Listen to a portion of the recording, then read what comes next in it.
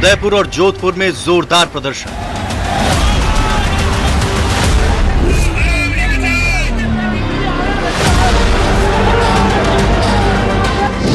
सिरोही और बूंदी में भी दिखा आक्रोश।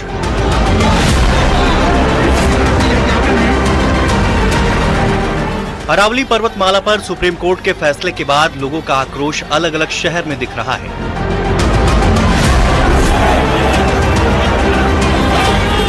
इसी कड़ी में उदयपुर अरावली को बचाने को लेकर बड़ा विरोध प्रदर्शन हुआ। कलेक्ट्रेट के बाहर कई संगठनों ने हंगामा किया। फाइनेंस ग्रुप, करणी सेना और विभिन्न समाज के लोग प्रदर्शन में शामिल हुए, जिन्होंने जमकर नारेबाजी की। लोगों ने सरकार से सुप्रीम कोर्ट में फैसला बदलने के लिए याचिका दायर कर अरावली पर्वतमाला को बचाने की बात कही। प्रदर्शन के दौरान प्रदर्शनकारियों और पुलिस के बीच झड़प भी हुई, जिसके बाद युवा कांग्रेस पदाधिकारियों ने गिरफ्तारी भी दी। तो में आक्रोश है क्योंकि अब अरावली को किसी तरह से ये इस पे जो छिन्न भिन्न नहीं करने देंगे, क्योंकि लोग सड़कों पर उतर गए। पूरी तरह से यहाँ पर लोग प्रदर्शन कर रहे हैं। आज कलेक्ट्रेट पे बहुत बड़ा प्रदर्शन हुआ, जिसमें कई राजनीतिक पार्टियां, समाज और संगठन के लोग यहाँ जुटे हैं और चेतावनी दी है कि अगर इसको नहीं रोका गया तो इससे बड़ा और उग्र आंदोलन किया जाएगा।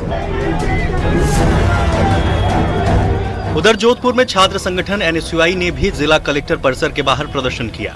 साथ ही सरकार से मजबूत पैरवी करने की मांग की। अब सवाल ये है कि आखिर ये विद्रोह क्यों हो रहा है। दरअसल ये आक्रोश सुप्रीम कोर्ट के हालिया फैसले के बाद उठा है, जिसके बाद अरावली पर्वत श्रृंखला की परिभाषा बदल गई है। नई परिभाषा के मुताबिक 100 मीटर से ऊंची पहाड़ी को ही अरावली माना जाएगा। 21 नवंबर को कोर्ट ने अपने फैसले में कहा था कि अरावली क्षेत्र में सिर्फ वही भू आकृति पहाड़ी मानी जाएगी जो अपने आसपास के इलाके से 100 मीटर या उससे ज्यादा ऊंची हो। सुप्रीम कोर्ट के फैसले के अनुसार अरावली क्षेत्र की वे पहाड़ियां जो 90 मीटर से कम ऊंचाई की श्रेणी में आती हैं, उन पर खनन और व्यावसायिक गतिविधियों को इजाजत दी गई है। कोर्ट का यही फैसला विवादों के केंद्र में है। पर्यावरण प्रेमियों का कहना है कि अरावली की ज्यादातर पहाड़ियां 90 मीटर से कम ऊंची हैं।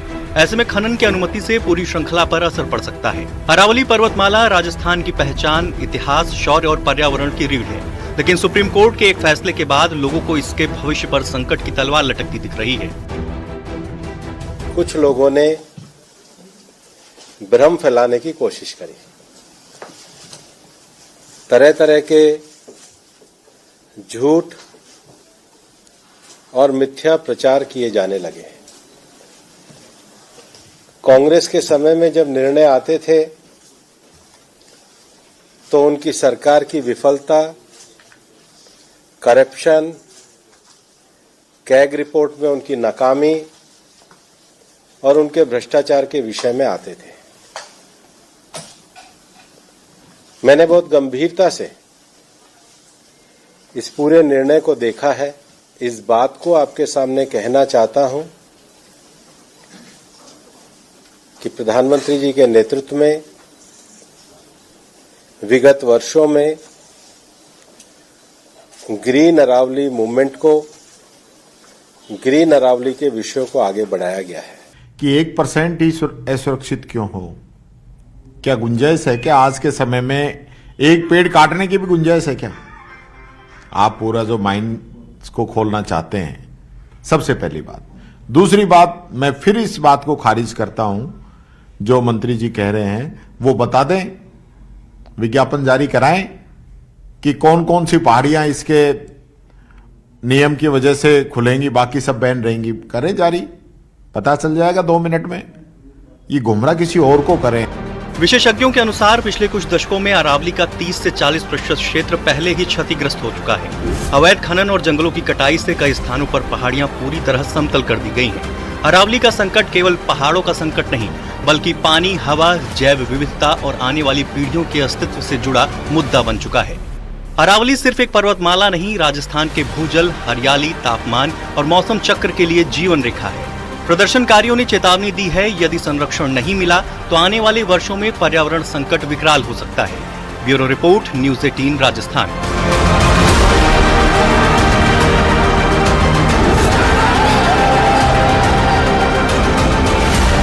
दबिश दी है चूरू में। बड़ी खबर इस वक्त की, ऑनलाइन फंड ट्रांसफर का यह मामला कोई बताया जा रहा है, जिसमें सीबीआई की टीम तफ्तीश कर रही है।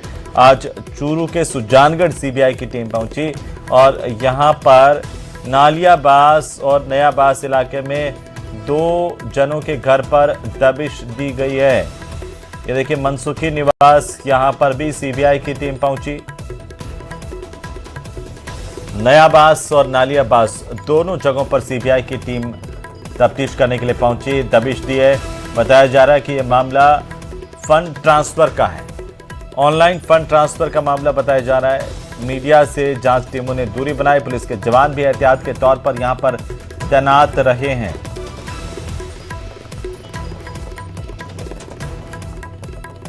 वहीं टोंक में गृह राज्य मंत्री जवाहर सिंह बेढम ने कांग्रेस पर बड़ा हमला बोला है। मालपुरा में सरकार के 2 साल पर बोलते हुए बेढम ने कहा कि कांग्रेस लोगों को भ्रमित करने के लिए ट्विटर खेल रही है। क्या कुछ कहा है, जरा सुनिए।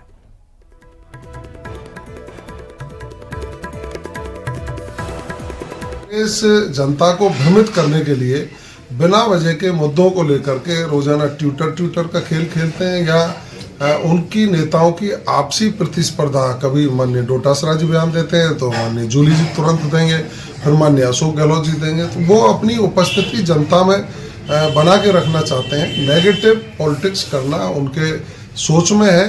और मनरेगा का नाम जी राम जी किया तो राम जी से उनको परहेज क्यों है? उसमें बापू जी का नाम भी रखा है। महात्मा गांधी जी हमारे सबके पूजनीय हैं, वो बापू जी हैं। और राम जी का नाम जोड़ दिया तो हम तो जी राम जी जय राम जी रोजाना ही करते हैं ना।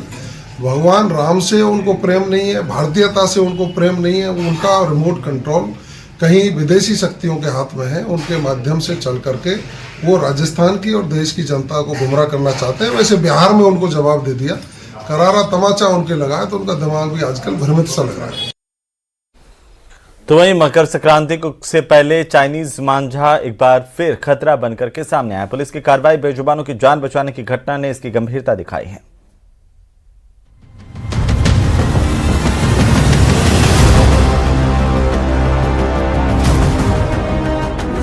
मौत का चाइनीज मांझा, पुलिस का एक्शन, बचा हड़कंप। चाइनीज मांझे का खेल, होगी जेल। एक धागा जो खुशी नहीं सिर्फ खतरा बांट रहा है। अब जरूरत है जिम्मेदारी की, क्योंकि पतंग का शौक किसी की जान से बड़ा नहीं। मकर संक्रांति से पहले चाइनीज मांझे ने 2 तस्वीरें दिखाई। चित्तौड़गढ़ में इसी धागे ने एक बेजुबान की जान को खतरे में डाल दिया। वहीं भीलवाड़ा में इसी चाइनीज मांझे पर पुलिस का सख्त एक्शन हुआ। सबसे पहले बात करते हैं चित्तौड़गढ़ की, जहां करीब 50 फीट ऊंचे पेड़ पर एक दुर्लभ बार उल्लू तेज धार वाले चाइनीज धागे में बुरी तरह फंसा नजर आया। चारों तरफ बिजली के खुले तार और हर पल बढ़ता खतरा। वन विभाग और वन्य जीव प्रेमियों की टीम ने समझदारी और साहस दिखाया। धागा काटा गया, नीचे जाल बिछाया गया और वक्त रहते उल्लू को सुरक्षित बचा लिया गया। कुछ ही पलों में उल्लू फिर से खुले आसमान में उड़ गया। वहीं भीलवाड़ा के सुभाष नगर इलाके में पुलिस ने अवैध चाइनीज मांझे बेचने, खरीदने और उड़ाने वालों पर एक साथ छापेमारी की। 3 अलग अलग जगहों में भारी मात्रा में प्रतिबंधित मांझा जब्त किया गया। करीब 6 लोगों को गिरफ्तार भी किया गया। पुलिस का साफ कहना है कि चाइनीज मांझा सिर्फ कानून का उल्लंघन नहीं, बल्कि लोगों की जान के साथ सीधा खिलवाड़ है। चाइनीज मांझा ना परंपरा है, ना त्योहार की पहचान। ये सिर्फ एक खामोश हथियार है जो इंसान, बेजुबान और मासूम खुशियों तीनों को घायल करता है।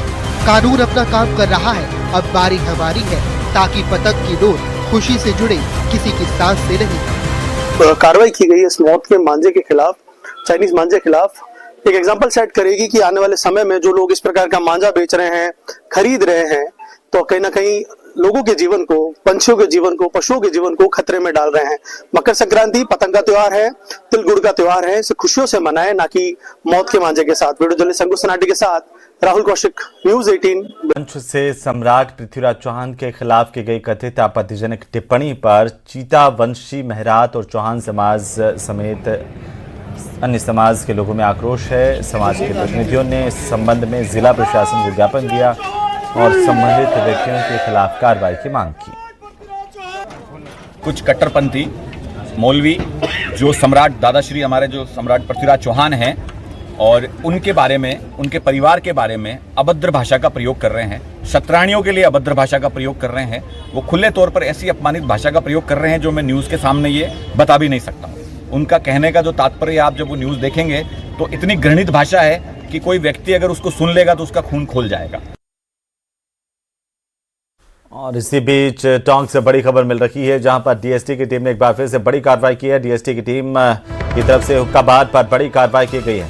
टोंक डीएसटी की टीम लगातार एक के बाद एक कई बड़ी कार्रवाई कर रही है। और इसी बीच इस वक्त की सबसे बड़ी जानकारी, पुलिस की टीम ने पठान एम्पायर कैफे पर छापेमारी की। 20 से ज्यादा लोगों को गिरफ्तार किया गया है। 15 से ज्यादा यहां पर फ्लेवर वाले हुक्के भी जब्त किए गए हैं। डीएसटी की टीम ने शहर के सुभाष मूर्ति बाजार में ये कार्रवाई की है।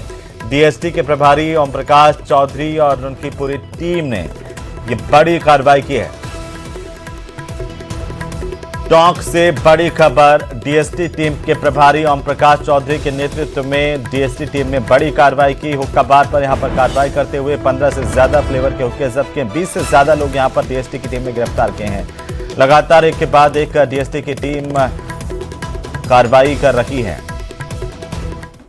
उधर टोंक में नाबालिग लड़की से दुष्कर्म मामले को लेकर पुलिस ने त्वरित कार्रवाई की है। पुलिस ने 3 आरोपियों को गिरफ्तार किया। दुष्कर्म का आरोपी फिरोज खान और सहयोगी रिजवान और फ्राजा और साहिल और सांडा को गिरफ्तार किया गया। पुलिस ने वारदात का खुलासा करते हुए बताया कि 19 दिसंबर को पीड़िता की मां ने मुकदमा दर्ज करवाया। एफआईआर में बताया गया कि 10वीं में पढ़ने वाली नाबालिग को फिरोज खान इंस्टाग्राम पर बातचीत कर परेशान करता है।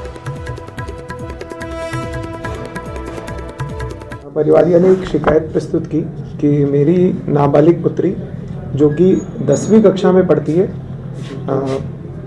उसको एक फिरोज खान नामक एक युवक ने इंस्टाग्राम पर उससे पहले तो उसका पीछा किया, उसे परेशान किया। उसके बाद 10 दिसंबर को उसे मिलने के लिए बुलाया।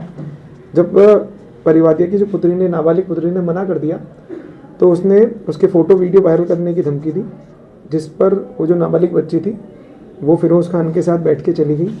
दूसरे अन्य मोटरसाइकिल पर 2 लड़के भी थे जो इन्हें